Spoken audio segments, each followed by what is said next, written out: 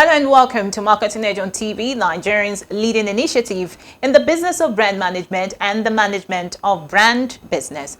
It is a 30-minute wholesome package that comprises brand news, branding focus, and industry conversation, all in a mix, encompassing thorough and in-depth, all aimed at promoting the brand idea. Amogale Abikele Mafru.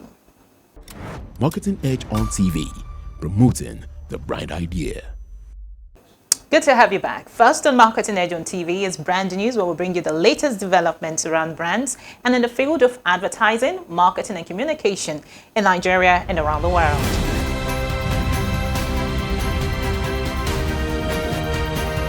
Now on Brand News. In a bid to bridge the widening gap between the members of the academic body and professionals in the advertising and marketing communications industry, the Advertising Regulatory Council of Nigeria, ARCON, held its first industry colloquium where stakeholders hammed on knowledge optimization and talent development. The event, which was held at the Sheraton Hotel, Lagos, was declared open by the Honorable Minister for Information and Culture, Alhaji La Mohammed, represented by Mr. Sunday Baba, Director of Communication and Media, Federal Ministry of Information and Culture. The minister, while lauding the initiative, stated that the convergence of academia and industry practitioners would deepen the professional knowledge needed for the economic development of the country. On his part, Dr. Olalekan Fadolakpo, Director General of the Advertising Regulatory Council of Nigeria, ARCON, who spoke on the efforts made to bridge the knowledge gap in the industry, affirmed that the colloquium is primarily organized to boost stronger synergy and promote effectual relationship between the academia and the practitioners in the advertising and marketing communications industry. The event, which was well attended by government officials, heads of sectorial groups, industry professionals, students, and staff of academia, featured a creative competition where the University of Ilorin cliched the grand prize of 1 million naira, having emerged winner after a keenly contested pitch.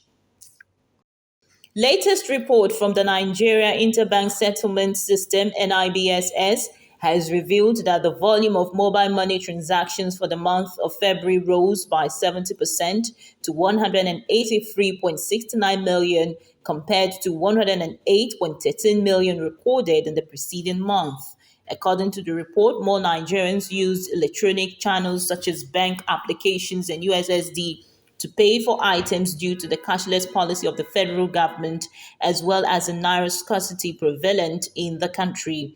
It added that while the volume of transactions rose by 70%, value of transactions rose by 7.8% and volume had risen from 108.13 million transactions with a value of 2.37 trillion naira in January to 183.69 million transactions with a value of 2.55 trillion naira.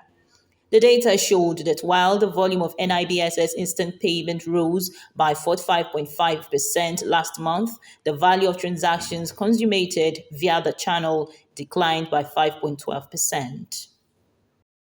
Over-the-top OTT TV and video revenue in Nigeria is projected to grow at an annual growth rate of 12.2% from $17 million in 2022 to $26 million in 2026, with revenue growth expected to outpace increases in TV subscriptions revenue.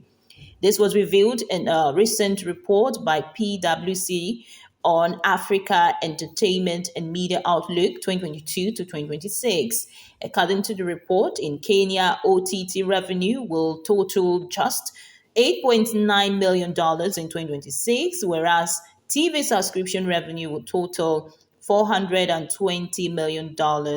Meanwhile, according to Statista, a research company in Germany, over-the-top OTT TV and video revenue is expected to reach over 242 billion US dollars by 2028, nearly double the figure reported in 2021.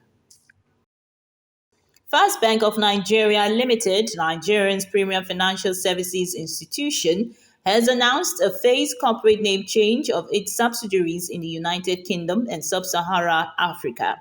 FBN Bank UK, FBN Bank Sierra Leone, FBN Bank Gambia, and FBN Bank DRC are the first set of subsidiaries infecting the name alignment.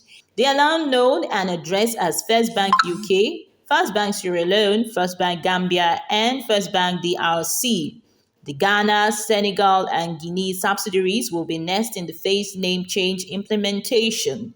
The name change is being implemented to align the subsidiaries with the parent brand and to enjoy the strong heritage and brand equity built by First Bank Nigeria in its 129 years of banking leadership. This will further enhance the quality of service delivery, resulting in better brand clarity, uniformity, and consistency across all the markets where the bank operates. With our brand news, next is branding focus after this break.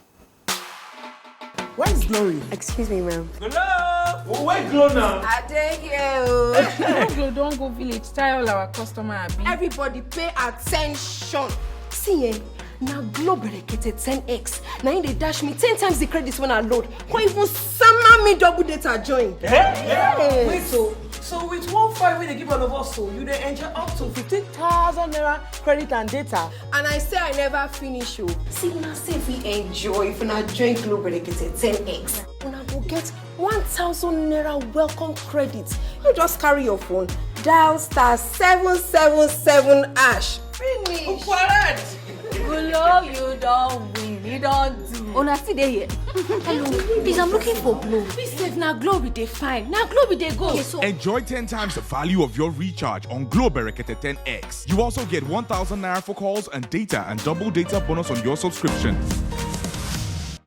Marketing Edge on TV, promoting the bright idea.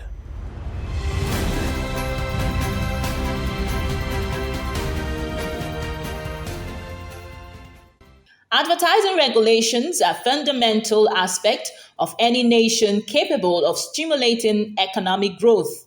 Over the years, the advertising industry in Nigeria has been subjected to unethical and unhealthy practices capable of stifling the growth of the sector in terms of payment duration and execution of advertising businesses between agencies and advertisers.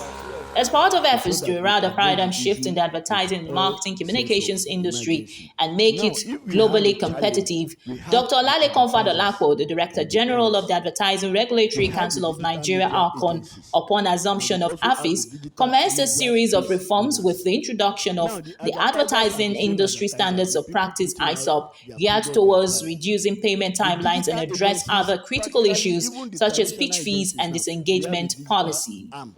ISOP, which took effect 6 October 2021 as the first regulatory framework under the leadership of Dr. Olalekan Fadolapo, was lauded by heads of advertising sectorial groups, HASG, and many industry professionals who affirmed that the legal document will reposition the business and practice of advertising in the country.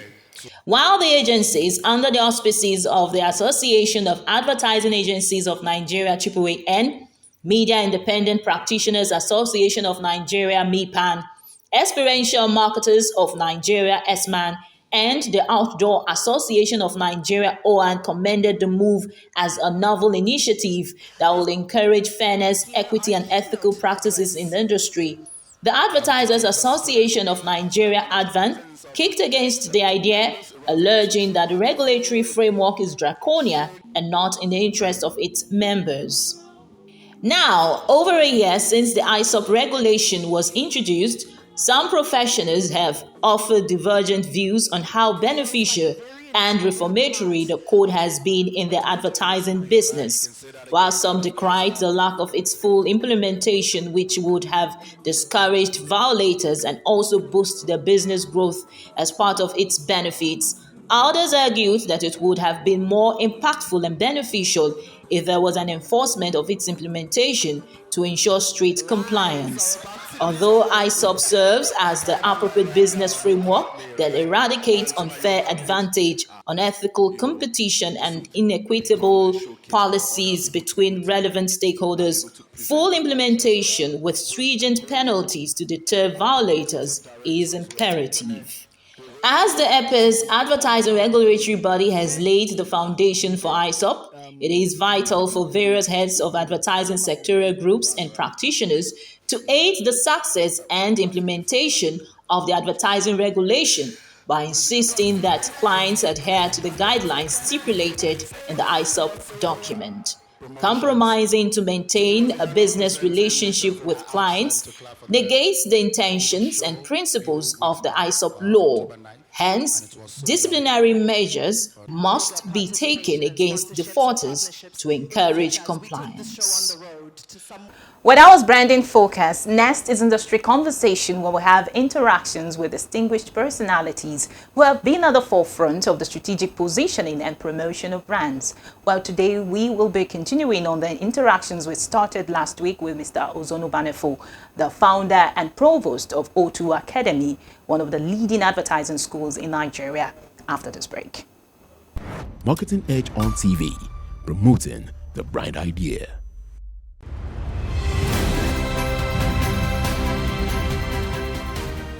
We see that the conditions, of course, between advertising agencies and, of course, their clients is changing. The business conditions, of course, is changing. So how would you describe the client-agency relationship in recent times? Oh, I love this question because it's something we cannot change. There's this old saying that goes, he who pays the piper dictates the tune. The client still controls what the agencies will bring to the consumer viewership. The client still controls what the agency produces. Why? Because the client is still thinking it is my thing and not our thing. The clients are yet to see that they need to partner with agencies to help make this thing come out well. And because that thinking has been there, it doesn't allow agencies to really help in their full capacity, because agencies want to keep the business. They need the brand, they need the account, sorry. And in that space, in that moment, the client is saying or insisting on anything. The rest of the story is all about, I hope we are getting our money. And they just go ahead to do what you want them to do. The advertising industry exists in an ecosystem called Nigeria, and we currently see that the Nigerian economy is greatly challenged. So how do you think that professionals, advertising professionals, can navigate the economic headwinds? Many professional bodies have projected further devastation, to the economy. So how can agencies navigate this economic challenges? You see, we as industry experts, we occupy a very important position when it comes to helping the economy of a country. And I'll tell you how and why. You see, when the client comes to an ad agency, the first thing that hits their head is, we need advertising. And truth be said, the client didn't come to you because they want advertising. They come to you. They showed up because they need more money. And that's why they want to drop that money. And so if we understand as experts that we are saddled with the responsibility to provide a better business solutions and help them make more money. And how do you make more money? Like I always tell people, we are the mediator between the consumer and the producers. This guy has got a product and he wants to sell this product to these people. And if we don't connect them to these people, they will not make sales. So our job is not just to connect them to those people, it's to also make sure that this product we are connecting to these people is also good by giving them expert advice on some of the marketing mix and things that will help the brand to help the people. So we help the both sides, because economy is about people getting solutions and money changing hands. Yeah, value to value, value for value. So as experts, it's for us to just manage that ecosystem and see that everybody is happy and things flow. And that's the position we occupy. It's not just about advertising. It's about business solutions. Well said. You are a talent developer. That's right. I see the brilliant things you're doing here at O2 Academy. Thank you very much. But then we have a problem at hand. The Japa syndrome is upon us. It's affecting every sphere of every sector of the Nigerian economy, and the advertising industry is not left out of it. So how can advertising agencies navigate, or mitigate the adverse effect of this phenomenon? You see, reason why people japa, it's not because they just want to run out of Nigeria. It's in search of a better life. In fact, I can tell you there are people that no matter the type of money you pay them today, they are not ready to leave Nigeria because they are happy doing what they do or what they are doing in Nigeria. And so the reason why people japa is they have given up in this country. They've given up about Nigeria. Everything about Nigeria does not hold water for them. And for me, I think when people begin to think there's no headway, it's simply a function of information, lack of information. Even Bible says it, that my people perish because they lack knowledge. So when people don't have knowledge, they don't have an edge. And when people have knowledge, they have an edge, even beyond the shores of this country. I have a graduate of O2 Academy that finished here, and he's earning $3,000 every month. And what that simply means is, and he is not resuming in an office, in his apartment. $3,000 enters his account every month. In fact, the guy came to me recently and he said, Mr. O, I have more clients, more agencies that I am working with than the time to do their job. He said, because these guys, they pay you in dollars. He said, as the dollar rate is rising, I'm getting richer. And it's a function of information. Why? Because he doesn't even need to travel out. He doesn't even need to think of Japan to another country where he doesn't enjoy as much as he's enjoying the facilities and amenities that we have in this country.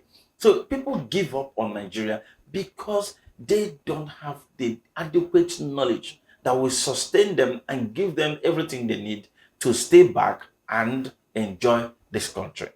And agencies should simply do one thing: bring them to O2. Let them bring some oxygen. And when I say this, it sounds like I'm trying to sell the school, but trust me, knowledge is everything.